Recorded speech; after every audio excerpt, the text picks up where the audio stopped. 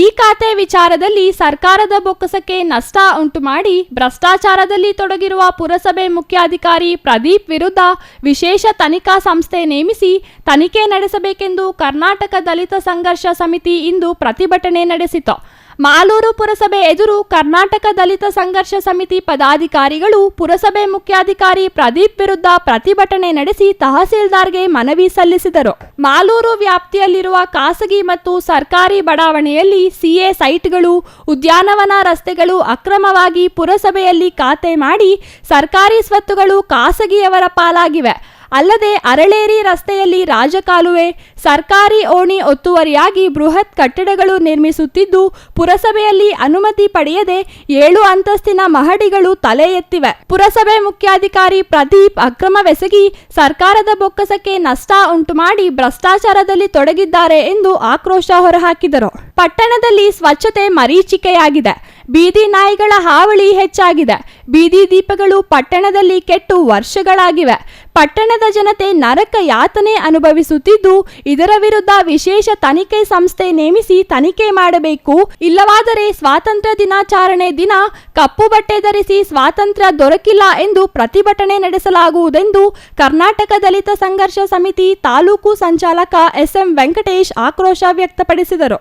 1 ಲಕ್ಷ 2 ಲಕ್ಷ ತಗೊಂಡು ಅಕ್ರಮವಾಗಿ ಈ ಖಾತೆಗಳನ್ನು ಮಾಡಿರ್ತಕ್ಕಂಥ ತುಂಬಾ ಇದಾವೆ ಸರ್. ನಮ್ಮಲ್ಲಿ ದಾಖಲೆ ಸಹಿತ ಇದೆ. ಅದೇ ಅಲ್ಲದೆ ನೆಹರು ಎಕ್ಸ್ಟೆನ್ಷನ್ ಅಲ್ಲಿ ನಾವು ದೂರನ್ನು ಕೊಟ್ಟಿದ್ವಿ ಸರ್. ಈ ಬಿಲ್ಡಿಂಗ್ ಕಟ್ತಾ ಇದಾರೆ, ಅದಕ್ಕೆ ನೋಟಿಸ್ ಕೊಡಿ ಅಂತ. ಆ R1 ಕರೀರಿ ಸರ್, RI ಕರೀರಿ ಸರ್. ಅವ್ರಿಗೆ ನೋಟಿಸ್ ಕೊಟ್ಟರು. ಅವ್ರು ಯಾವುದೇ ನೋಟಿಸ್ಗೆ ರಿಪ್ಲೈನೇ ಕೊಟ್ಟಿಲ್ಲ. ರಿಪ್ಲೈ ಕೊಡದೇ ಇದ್ದಾಗ ಇವ್ರೇನ್ ಮಾಡ್ಬೇಕಾಗಿತ್ತು, ಹೋಗಿ ಆ ಕಟ್ಟಡ ಕಾಮಗಾರಿಯನ್ನ ನಿಲ್ಲಿಸಬೇಕಾಗಿತ್ತು. ಇಲ್ಲ ಅಂದ್ರೆ ಅವ್ರ ಮೇಲೆ ಕಂಪ್ಲೇಂಟ್ ಕೊಡ್ಬೇಕಾಗಿತ್ತು ಸರ್ ಪೊಲೀಸ್ ಸ್ಟೇಷನ್ ಅಲ್ಲಿ. ಮಾಡ್ಲೇ ಇಲ್ಲ. ಸರ್ಕಾರಿ ಜಾಗದಲ್ಲಿ ಕಟ್ಟೇ ಬಿಟ್ಟು ಸರ್. ಈಗ ನೋಡಿದ್ರೆ ದಾಖಲೆಗಳಿದ್ದಾವೆ. ನಾವು ನೋಡಿದಾಗ ದಾಖಲೆಗಳಿರಲಿಲ್ಲ. ಹೋಂಡಾ ಕಂಪನಿ, ಹೋಂಡಾ ಸ್ಟೇಡಿಯಂ ಪಕ್ಕದಲ್ಲೇ ಸರ್, ಕೋಟ್ಯಾಂತರ ರೂಪಾಯಿ ಬೆಲೆ ಬಾಳ್ತಕ್ಕಂಥ ಸ್ವತ್ತು ಸರ್. ಅದು ಬೇರೆ ಯಾರ್ದು ಅಲ್ಲ, ಸರ್ಕಾರದ. ನಾವು ನೋಡಿದಾಗ ಸರ್ಕಾರಿ ಜಾಗ, ಈಗ ನೋಡಿದ್ರೆ ಸ್ಥಳೀಯ ಪುರಸಭೆಯಲ್ಲಿ ಖಾತೆಗಳು ಸಿಗುತ್ತೆ, ಎಲ್ಲ ದಾಖಲೆಗಳು ಸಿಗುತ್ತೆ ಅಂದ್ರೆ ಏನು ಸರ್? ಇದು ಮಾರಾಟಕ್ಕೆ ಇಟ್ಟಿದಾರ ಪುರಸಭೆ ಅನ್ನೋದು ಸರ್. ಇದರಲ್ಲಿ ಮೀಸಲಾತಿಯಲ್ಲಿ ತುಂಬಾ ತೊಂದರೆ ಇದೆ ಸರ್. ದಯವಿಟ್ಟು ಈ ಎಲ್ಲಾ ಸಮಸ್ಯೆಗಳನ್ನ ತಮ್ಮ ಗಮನಕ್ಕೆ ತರ್ತಾ ಇದೆ ಸರ್. ದಯವಿಟ್ಟು UGD ತುಂಬಾ ತೊಂದರೆ ಇದೆ. ಇದರಿಂದ ಸಾರ್ವಜನಿಕರಿಗೆ ಆರೋಗ್ಯದ ಮೇಲೆ ವ್ಯತಿರಿಕ್ತ ಪರಿಣಾಮ ಬೀರ್ತಾ ಇದೆ. ಅದೇ ಅಲ್ಲದೆ ಗರ್ಲ್ಸ್ ಕಾಲೇಜ್ ಹಿಂದೆ ಆಗ್ತಾರೆ ಸರ್, ಕಸ ಪಕ್ಕದಲ್ಲೇ ಕಿಟಕಿಗಳಿದಾವೆ. ಹೆಂಗ್ ಸರ್ ಅವ್ರು ವಿದ್ಯಾಭ್ಯಾಸ ಮಾಡ್ತಕ್ಕಂಥದ್ದು? ಅಲ್ಲಿ ನಮ್ಮ ಬೋವಿ ವಿದ್ಯಾರ್ಥಿ ನಿಲಯ ಇದೆ ಸರ್, ಅದ್ರ ಮುಂದೆನೇ ಆಗ್ತಾರೆ ಸರ್. ಈಗ ಬಸ್ ಸ್ಟ್ಯಾಂಡ್, ಹಾಸ್ಪಿಟಲ್ ಮುಂದೆನೇ ಆಗ್ತಾರೆ ಸರ್. ಅವ್ರು ತೆರವುಗೊಳಿಸೋದು ಎಷ್ಟೊತ್ತಾಗುತ್ತೆ? 11-12 ಗಂಟೆ ಆಗುತ್ತೆ ಸರ್. ಅದುವರೆಗೂ ಸಾರ್ವಜನಿಕರು ಹೆಂಗ್ ಸರ್ ಆ ಸ್ಮೆಲ್ಲಲ್ಲಿ ಓಡಾಡ್ತಕ್ಕಂಥದ್ದು? ಇಲ್ಲಿ ಇಂಜಿನಿಯರ್ ಏನ್ ಮಾಡ್ತೀವಿ ಸರ್? ಇಂಜಿನಿಯರ್ ಏನ್ ಮಾಡ್ತಿದ್ರು ಗೊತ್ತಿಲ್ಲ ಸರ್. UGD ಯಾರು ಸರ್? ಯಾರು ಜವಾಬ್ದಾರಿ ಸರ್? ಇಂಜಿನಿಯರ್ ಜವಾಬ್ದಾರಿ. ಬನ್ನಿ ಸರ್, ಇಂಜಿನಿಯರ್ ಎಲ್ಲಾನು ಹೋಗಿ ಸರ್. ಶ್ರೀನಿವಾಸ್ ಸರ್, ಎಷ್ಟು ಜಾಗದಲ್ಲಿ ಕಿತ್ತೋಗ್ತಾ ಇದೆ ಸರ್? ಮೇನ್ ರೋಡಲ್ಲೇ ಕಿತ್ತೋಗುತ್ತೆ ಇಲ್ವಾ ಸರ್? UGD ಕಿತ್ತೋಗುತ್ತೆ, ಹೆಂಗ್ sir ಓಡಾಡಕ್ಕಾಗುತ್ತೆ?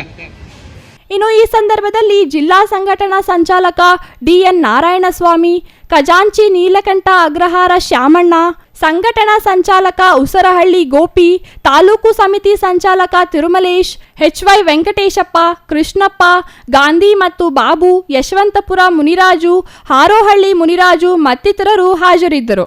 MP Prakash, CTV news, Malur. Karnataka